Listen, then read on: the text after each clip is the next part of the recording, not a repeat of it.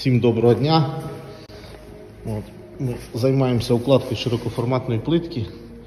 У нас такий об'єм 190 квадратів, зал і коридор. Ми працюємо на такому інструменті. В основному все у нас.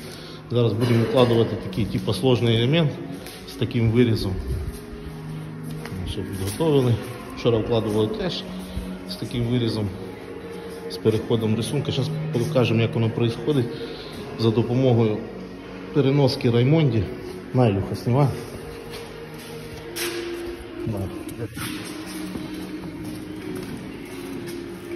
Можна було поставити поперечки.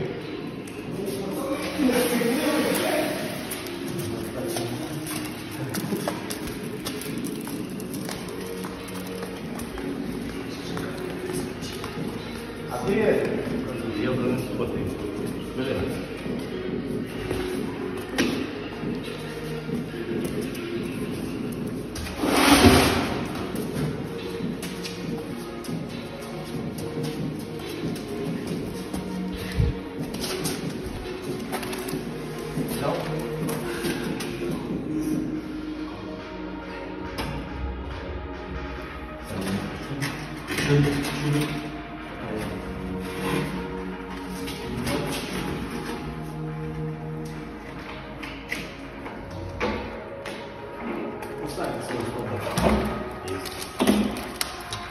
СВПшка вона залізла.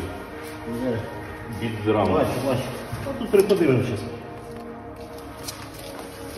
Поправимо.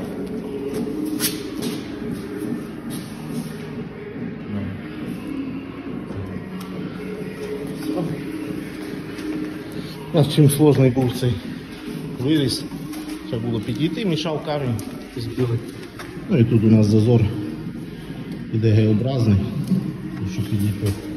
Все отак працює переноска Раймонді, навіть без поперечок. Всім дякую.